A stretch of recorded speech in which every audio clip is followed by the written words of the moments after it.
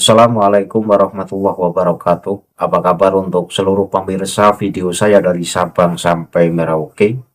Semoga selalu diberi keberkahan, rahmat, dimudahkan segala urusannya, dimudahkan rizkinya, diberi kesehatan oleh Allah Subhanahu wa Ta'ala, serta diberi hidayah oleh Allah Subhanahu wa Ta'ala untuk orang-orang yang belum mendapatkannya. Dan untuk yang menjalankan ibadah puasa, semoga diberi kelancaran oleh Allah Subhanahu wa Ta'ala hingga akhir Ramadan nanti. Dalam kesempatan kali ini, saya menemukan satu pernyataan yang saya ambil dari kitab karya penulis dari Balawi, kitab Tadhkirun Nas, yang memuat kalam dari Habib Ahmad bin Hasan Al-Atras. Di sini ada satu pernyataan, di mana pernyataan ini pernyataan yang begitu menjanjikan terkait jatuhnya Lailatul Qadar.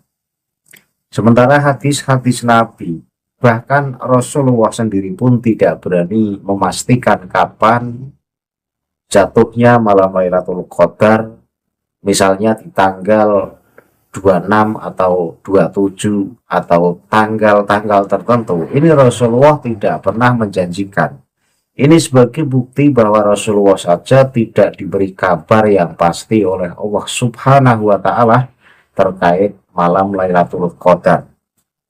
Tapi yang jelas malam Lailatul Qadar itu ada, dan memang sengaja dirahasiakan oleh Allah Subhanahu wa Ta'ala agar umat muslim ini tidak hanya fokus beribadah sungguh-sungguh hanya di malam tertentu saja di bulan Ramadan, tetapi seyogianya umat muslim ini ibadah bersungguh-sungguh di keseluruhan bulan Ramadan. Itulah alasan kenapa Lailatul Qadar sampai dirahasiakan. Nah, ketika Rasulullah saja ini tidak tahu pasti kapan jatuhnya malam Lailatul Qadar, dan ketika ada Habib yang berani menjamin bahwa jatuhnya Lailatul Qadar itu di tanggal tertentu, ini sudah menyalahi konteks dari syariat yang umum. Di mana kitab-kitab fikih pun ini tidak ada yang berani menjamin secara pasti di tanggal berapa Lailatul Qadar itu jatuh. Nah, dalam kitab Balawi ini berani menjamin bahwa Lailatul Qadar itu jatuh di tanggal tertentu. Nah, ini yang akan saya kritisi. Nah, dari apa yang tertulis dalam kitab Tadhkirun Nas ini nanti akan saya baca teksnya dan saya tampilkan di layar sehingga penonton ikut menyimak dari apa yang saya baca, dan sekaligus sebagai bukti bahwa apa yang saya sampaikan ini benar-benar berdasarkan kitab Tadhkirun Nas.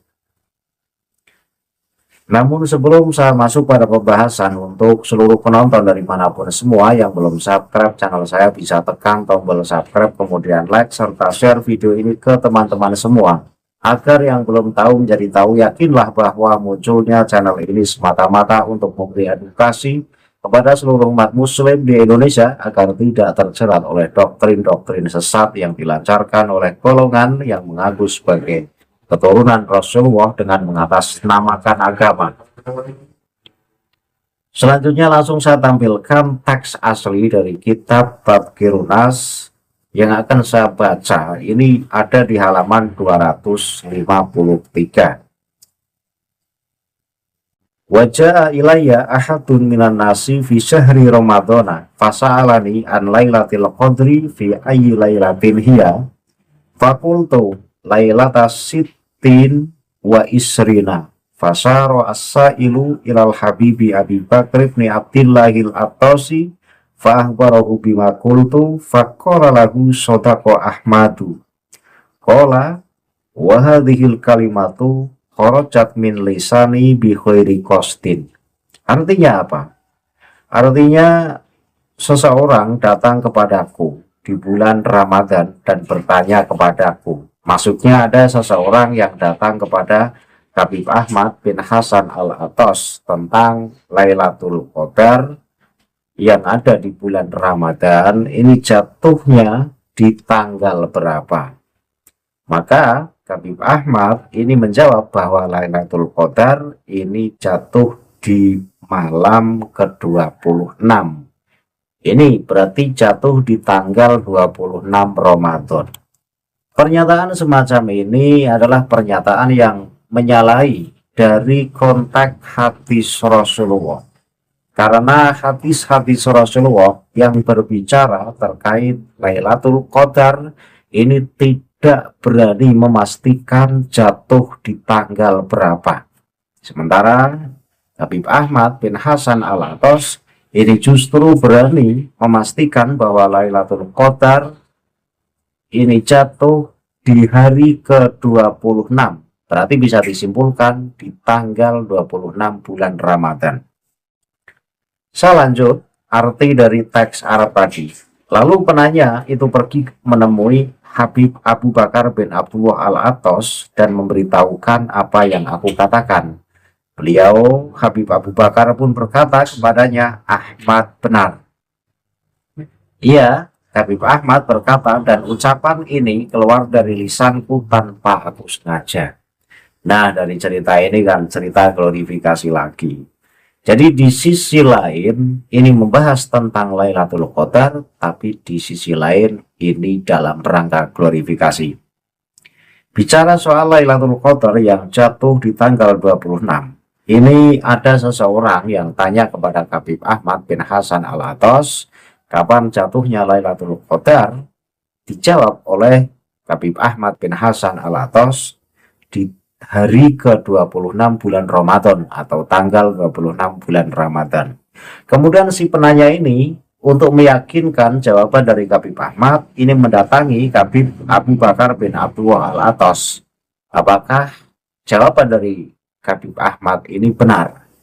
Nah, kemudian Habib Abu Bakar bin Abdullah Al-Attas itu membenarkan apa yang disampaikan oleh Habib Ahmad, yaitu jatuhnya Lailatul Qadar di hari ke-26. Kemudian di bawahnya disambung bahwa katanya Habib Ahmad bin Hasan Al-Attas ini mengatakan semacam itu secara spontan, artinya tidak disengaja. Nah ini kan seakan-akan menunjukkan keramat Habib Ahmad bin Hasan Al-Attas. Jadi keramat bisa memastikan jatuhnya malam Lailatul Qadar yang jatuh di tanggal 26. Jadi redaksi dari kitab Tadhkirun Nas ini tidak membicarakan khusus malam Ramadan yang lalu. Artinya apa? Artinya di sini memakai teks secara global. Ketika memakai teks secara global, berarti bisa disimpulkan apa yang disampaikan oleh Habib Ahmad bin Hasan Al-Attas itu setiap bulan Ramadan, hari ke-26. Nah, disitulah jatuhnya Lailatul Qadar. Sementara kita merujuk pada hadis Rasulullah yang berbunyi, Taharrau Lailatul Qadri fil witri minal isril awahiri min Ramadana. Yang artinya, carilah Lailatul Qadar di malam ganjil dari 10 malam terakhir bulan Ramadan. Hadis ini sahih. Hadis riwayat Imam Bukhari. Dari redaksi hadis ini saja kita bisa menyimpulkan Rasulullah saja tidak diberi pengetahuan secara pasti kapan jatuhnya malam Lailatul Qadar. Rasulullah hanya memberikan ancang-ancang atau memberikan satu kode bahwa Lailatul Qadar itu jatuh di malam ganjil dari 10 malam terakhir bulan Ramadan. Berarti bisa di tanggal 21 atau 23 atau 25 atau 27 atau bahkan 29. Ini kalau kita merujuk redaksi hadis yang diriwayatkan Imam Bukhari ini. Nah, kita nggak usah ragu dengan hadis ini karena hadis yang saya baca di atas itu memiliki status sahih dengan derajat keotentikan tertinggi atau muttafaqun alaih, karena diriwayatkan oleh Imam Bukhari dan Imam Muslim. Berikut rincian status dan referensi hadis di atas. Derajat hadis itu sahih, perawi utama. Ini diriwayatkan dari Siti Aisyah radhiyallahu anha. Referensi kitab ini dari kitab Sahih Bukhari, kitab Fadhail Lailatul Qadar, hadis nomor 2017. Kemudian dalam kitab Sahih Muslim, ini kitab Asyam, hadis nomor 1169. Nah, mengapa hadis ini sangat penting? Dalam ilmu hadis, jika sebuah riwayat ini disepakati oleh Bukhari dan Muslim, maka ia menempati urutan pertama dalam tingkatan hadis sahih. Hadis ini dianggap sebagai pedoman paling kuat dalam menentukan kapan kita harus memperbesar intensitas ibadah di bulan Ramadan. Nah, dari hadis ini Rasulullah saja tidak berani menjamin di hari tertentu malam Lailatul Qadar itu jatuh. Kalau kemudian Habib Ahmad bin Hasan Al-Attas berani menjamin bahwa Lailatul Qadar ini jatuh di hari ke-26 bulan Ramadan, tentu Habib Ahmad bin Hasan Al-Attas ini melebihi kapasitas Rasulullah. Nah, ini yang perlu kita bahas dan perlu kita kritik. Kemudian selain hadis yang muttafaqun alaih di atas, hadis yang sahihnya tidak diragukan lagi, ada redaksi hadis lain, dan ini terdapat beberapa hadis lain yang memberikan petunjuk lebih spesifik atau dari sudut pandang yang berbeda mengenai kapan jatuhnya malam Lailatul Qadar. Yang pertama, penekanan pada malam ke-27 bulan Ramadan. Salah satu hadis yang paling sering dijadikan rujukan oleh banyak orang untuk fokus pada malam ke-27 adalah riwayat dari Muawiyah bin Abi Sufyan yang bunyi hadisnya adalah Lailatul Qadri Lailatul Sab'in wa Isrina, yang artinya Lailatul Qadar adalah malam ke-27. Hadis riwayat Abu Dawud nomor 1386. Meskipun ini adalah petunjuk spesifik para ulama, seperti halnya Imam An-Nawawi, ini menjelaskan bahwa Lailatul Qadar bisa berpindah-pindah setiap tahunnya. Namun malam ke-27 memiliki peluang yang sangat besar. Artinya hadis ini pun tidak menjamin atau tidak memastikan bahwa Lailatul Qadar itu pasti jatuh di tanggal 27. Tetapi ulama ini sepakat bahwa di tanggal 27 itu adalah kemungkinan besar Lailatul Qadar itu jatuh, tetapi tidak memastikan loh. Kemudian petunjuk 7 malam terakhir.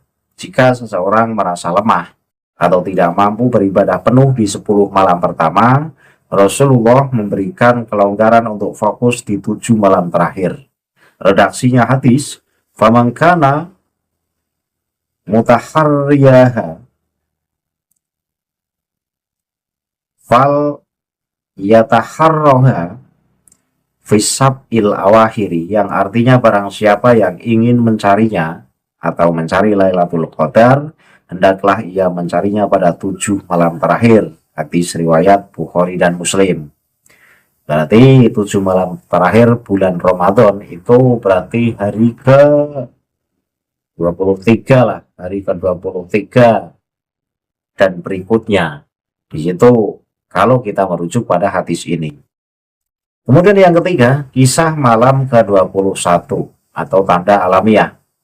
Ada juga riwayat dari Abu Sa'id Al-Khudri yang menceritakan bahwa Rasulullah SAW pernah mendapatkan petunjuk melalui mimpi bahwa Lailatul Qadar jatuh pada malam ke-21, ditandai dengan hujan. Hadisnya begini bunyinya, "Aku melihat dalam mimpi bahwa aku sujud di air dan tanah becek pada pagi harinya." Abu Sa'id berkata, "Maka turunlah hujan pada malam ke-21. Aku melihat Rasulullah SAW selesai sholat subuh sementara dahi dan hidungnya basah oleh bekas air dan tanah." Hadis ini diriwayatkan oleh Bukhari dan Muslim.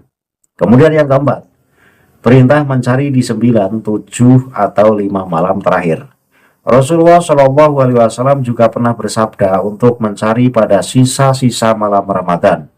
"Hiya fil asri, hiya fi tis'in, iyam dhina, au fi sab'in, iyab koina." Lailatul Qadar ada di 10 malam terakhir pada 9 malam yang tersisa, 7 yang tersisa, atau 5 yang tersisa. Nah, ini berarti dari sekian hadis yang saya baca, ini tidak ada satupun hadis yang berani memastikan Lailatul Qadar jatuh di malam tertentu. Nah, ketika kitab Tadhkirun Nas halaman 253 berani menjamin bahwa Lailatul Qadar itu jatuh di hari 26 bulan Ramadan, dan ini dikatakan oleh Habib Ahmad bin Hasan Al-Attas dan kemudian diiyakan oleh Habib Abu Bakar. Ini bertentangan atau bertolak belakang dengan hadis-hadis Rasulullah, di mana Rasulullah seorang nabi utusan Allah saja tidak diberi kapasitas untuk mengetahui kapan pastinya Lailatul Qadar itu turun. Nah, ketika Rasulullah saja tidak diberi kemampuan khusus untuk mengetahui kapan Lailatul Qadar itu turun, kok ada Habib yang bernama Habib Abu Bakar dan Habib Ahmad bin Hasan Al-Attas itu tahu persis jatuhnya Lailatul Qadar di bulan Ramadan, yaitu di hari ke-26. Ini perlu dipertanyakan pernyataannya. Nah, jadi alih-alih pengen dianggap sebagai kasyaf, alih-alih pengen dianggap sebagai keramat, justru menyelesaikan dari hadis-hadis Rasulullah. Nah, inilah yang perlu kita kritik. Kita jangan manggut-manggut saja ketika kita membaca kitab Ba'alawi. Kita perlu teliti, kita perlu koreksi.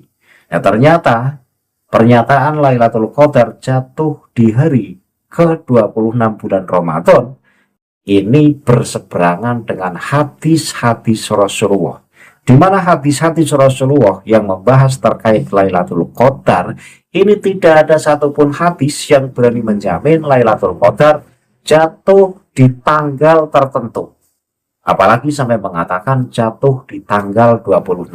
Sementara yang dianjurkan oleh Rasulullah itu justru di tanggal ganjil di 10 terakhir bulan Ramadan, yaitu 21, 23, 25, 27, dan 29. Itu loh hadis yang muttafaqun alaih mengatakan semacam itu. Nah,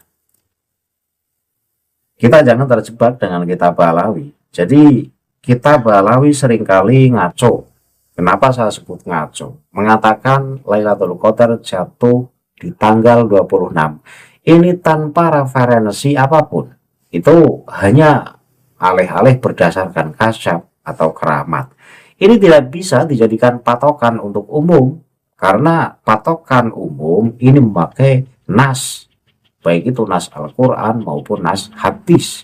Nah, ketika hadis ini tidak ada satupun hadis yang memastikan Lailatul Qadar jatuh di malam tertentu, kok ada kitab Ba'alawi yang berani memastikan jatuh Lailatul Qadar di malam 26 bulan Ramadan?